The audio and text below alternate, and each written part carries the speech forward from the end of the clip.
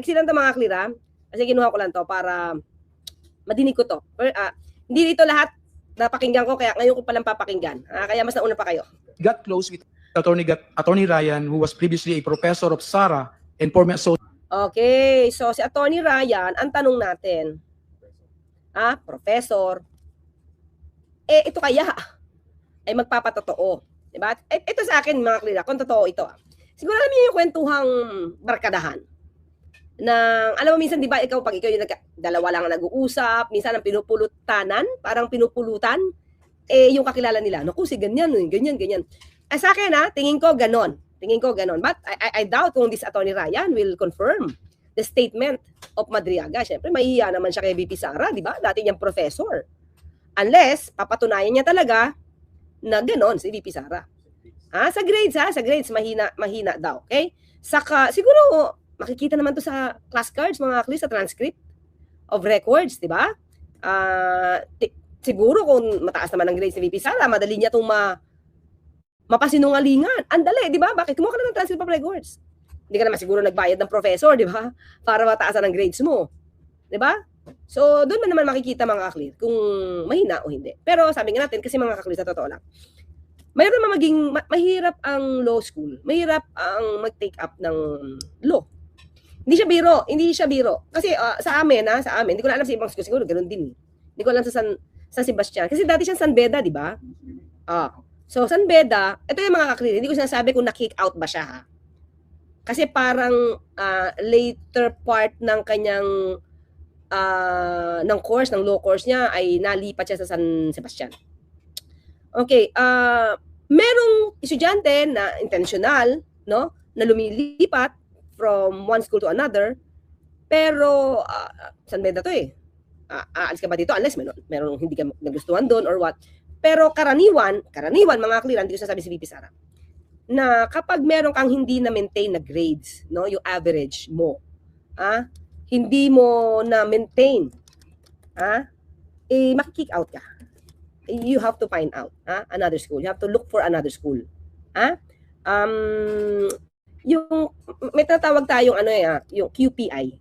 So pag mababa yung QPI mo, so you have to, diba, to transfer. Kasi hindi mo na maintain yung average na ni-require ng school. So may ganon. So mangyayari niyan, wala. Kailangan maghanap ng school. So, ano yung pwedeng school na tumanggap sa'yo? May ganon, mga kakli, di ba? So, hindi ko alam kung ganon na nangyari. Di ba? Kailangan, mga kakli, hanapin ko pa. Okay?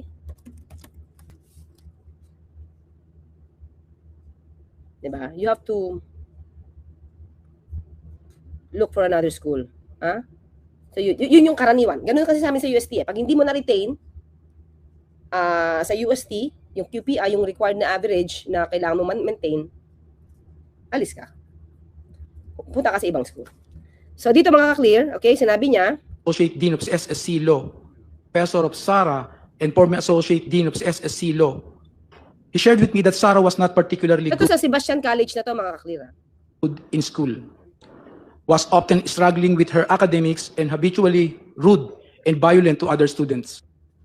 Ito, tingin ko mga ka-clear, sa akin, baka lang nagkakwentuhan sila. Diba? Kasi magkakilala sila Kasi diba, taga San Sebastian din to Diba?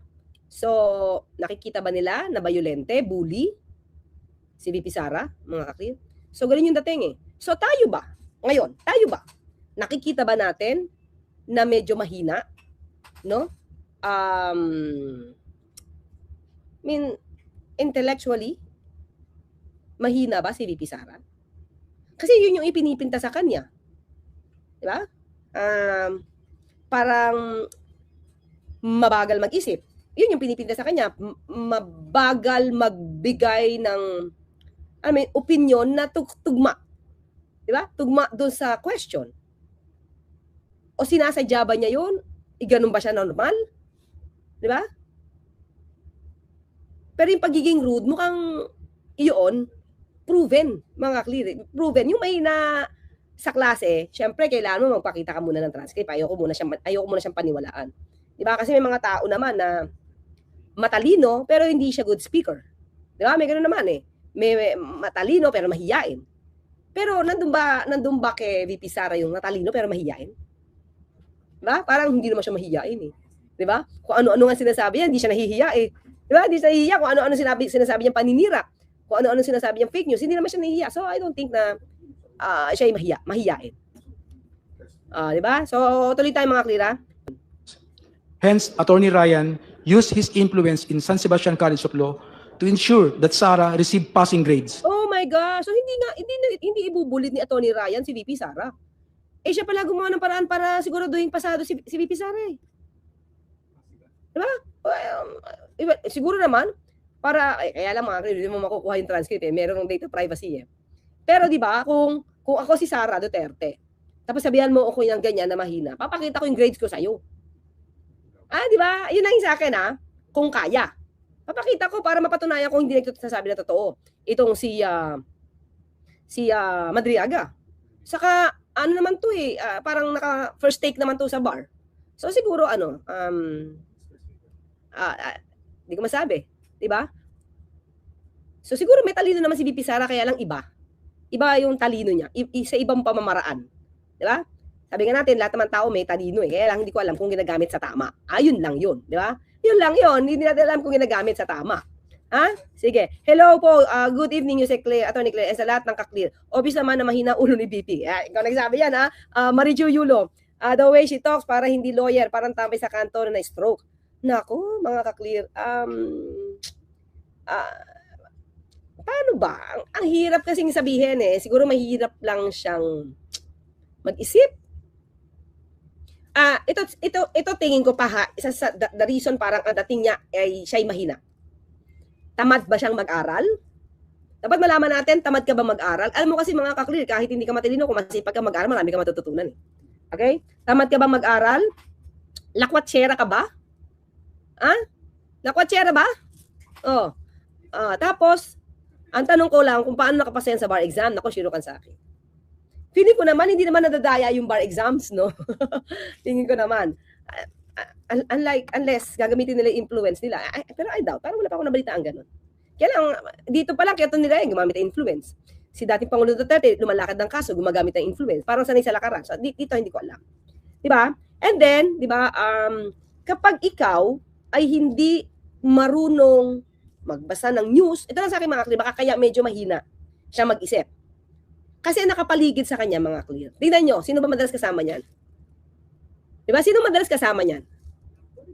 Kasama niya ba lagi si Pulong? Lagi ba niya kasama si Baste? Mga troll?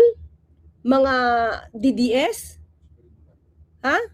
So, mga kaklear, kung yun lagi yung kasama mo, at lagi kang iaangat, diba ito nga sabi natin yung donkey, yung Holy Week natin, na yung isang donkey lang, ginagawa mong isang leon, maniniwala siyang leon, yung pala wala pala siyang lakas at talino na kasing galing ng leon.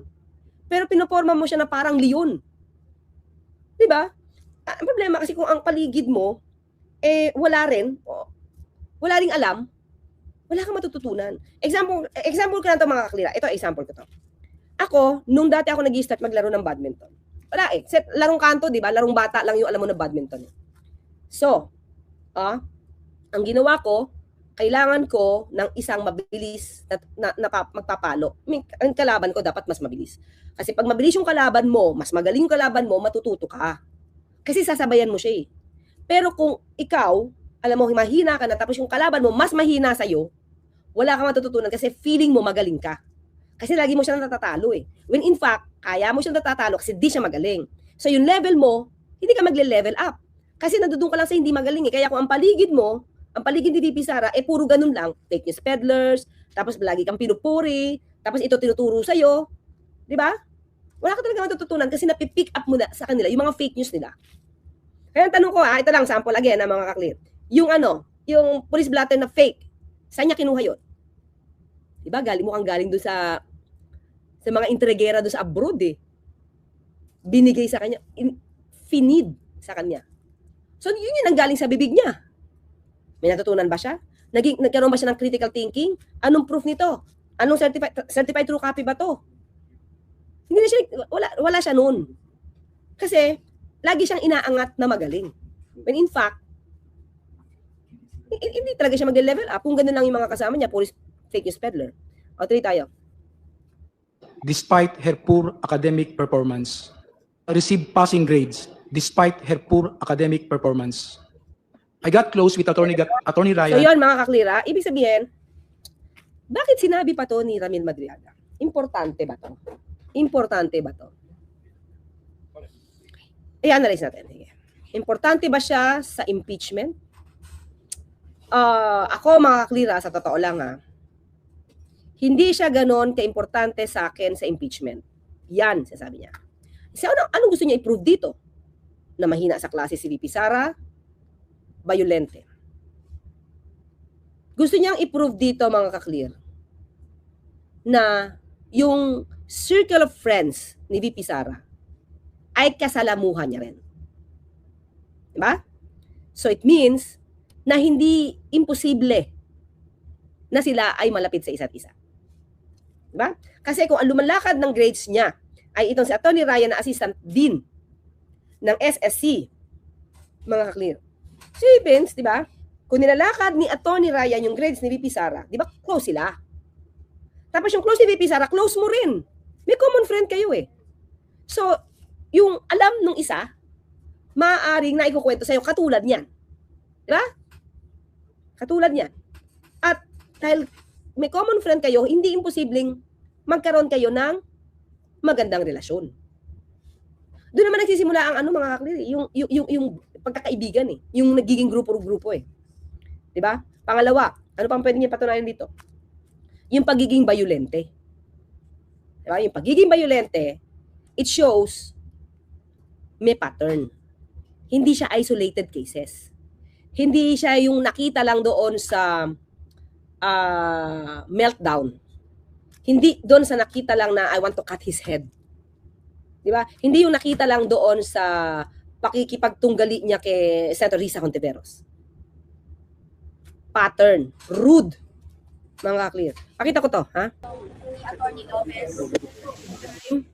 Na ito ay veterans hospital, diyan dapat, nakalagak, naka-confine, wag naman lagak, naka-confine si Atty. Zuleika Lopez dahil yun yung utos ng House. Pero sa tigas ng ulo niya, dahil ayaw niyang magpasukol, ayaw niya na makontrol, diba? Dapat siya ang masunod. Kahit ang hindi pagsunod sa rules ay isang kabastusan, isang aksyon na masasabing rude, diba? Ipinakita niya dito kasi wala siyang pakialam sa rules, wala siyang pakialam sa otoridad, basta siya, si VP Sara Duterte, gagawin niya kung ano ang gusto niya.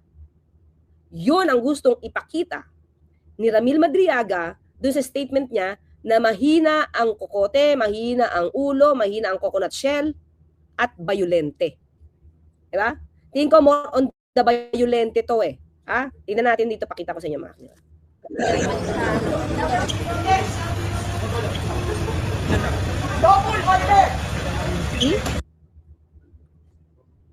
Otoridad yan, ha? Is it because VP ka? Yung isang public servant, gaganyanin mo dahil lang kay Atty. Zuleika Lopez, samantalang they are just implementing, enforcing, di ba? The rules. Ano ba yung rule na binigay ng House of Representatives? I-confine, i-check up itong si Atty. Zuleika Lopez sa veterans. Pero ang ginawa niya, naghanap siya ng sarili niya ambulansya, kinuha niya si Zuleika Lopez from the veterans, sinampa niya sa ambulansya, dinala sa St. Luke's. Anong nangyari afterwards? Dumating, kinabukasan niya tayo mga clear. Si General Torre. At sinabing, we have to implement this. Sumunod siya. Bakit si General Torre hindi niya nasigawan? Pero itong mga ito, mga ka-clear, na nagpapatupad lang din ng rules, sinigawan niya. Diba? Sige, tuloy. Tingnan nyo kung gaano ka-rude. Walang pakialam sa batas, walang pakialam sa rules.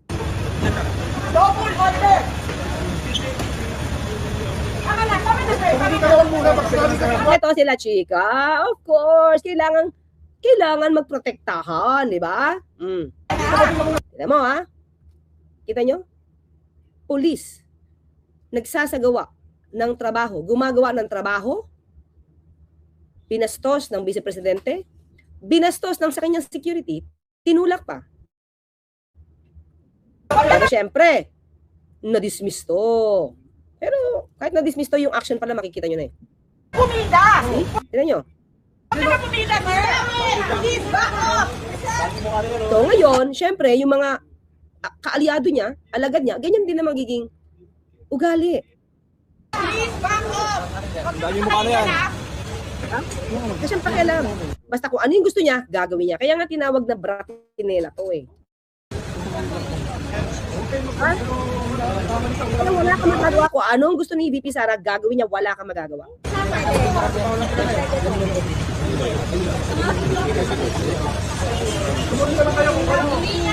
Tingnan niyo pa susunod gagawin.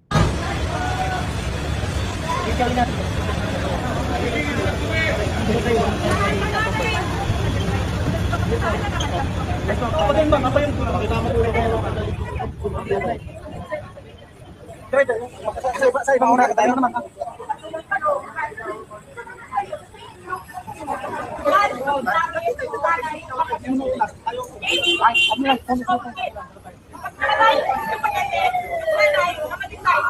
Diba? Pag namatay daw. Pag namatay ano to? Tinatanong lang sa house. Ba't naman mamamatay? Tapos na ospital. Tapos hindi na bumalik, di ba? Paano mamatay ang anak niya? Okay? Okay, sumunod ka! Ang anak na sasakyan mo! Nyakuha niya to! Mga kapuso, Diba? Ganon. Kita nyo? I don't know kung natatandaan nyo to. Ito pinakita ko na sa inyo dati. Mas kinatatay niya, mga Chris, suko sa ugali ni VP Sara. Ako gusto kong anti-dynasty. Pero hindi ko kaya talaga si Inday sa totoo. Away lang. Siya nagdidictate eh. Diba? Tatay mo, presidente? Tapos ikaw pala nagdidikta? O di tatay mo pala yung hindi presidente, ikaw pala yung presidente, VP Sara at that time. Diba? So ano to? Ano si dating Pangulong Duterte? Papel lang? Pangalan lang? Siya nagdidictate, sabi niya. Totoo lang. Away lang. Siya nagdidictate eh. Siguro niya kita na tanda na ako. O diba? Porkit matanda, ang nagdidictate pala kay dating Pangulong Duterte sa mga ginagawa niya, si VP Sara. So kung nagdidikta siya kay dating Pangulong Duterte, so yung Parmali may alam siya, EJK may alam siya, korupsyon may alam siya. Bakit? Siya nagdidictate daw eh. Dahil matanda na to. Sabi ko nga, nagkagulo. Nagkagulo ha, pero di siya sunod ni Sara Duterte. Pati yung partido, ito nga si... Nandito nga yung... Alam mo, kaibigan talaga kami ni Speaker. Noon pa. So I am very sorry that it had happened. But... Diba? Di niya napigil. Di niya napigil ang pagiging rude ni VP Sara. Ngayon, Si Inday ang... tignan mo, kung paano pumalatak. That it had happened. But... Si Inday ang... Hindi, siyempre yung kaya. Totoo lang. Parang, alam mo kasi kaming mga tatay, ayaw namin makipag... Lalo na anak babae. Basta anak babae, magsigaw. So, it means, sinisigawan niya tatay niya. It means, di niya pinakikinggan tatay niya. It means, kung anong gusto niya, gagawin niya. So, yung pagiging bayolente, mukhang may ebidensya doon. Si Ramin Madriaga. Diba? Yung pagiging mahina yung sa klase, mababa yung grade sa klase, kanya-kanya yan mga. So, marami namang pumipintas, pero I will not go to that point. Doon lang tayo sa bayolente. Diba? Kaya lang, di ko alam kung aaminin ni Atty. Raya na sinabi niya yan kay Madriaga.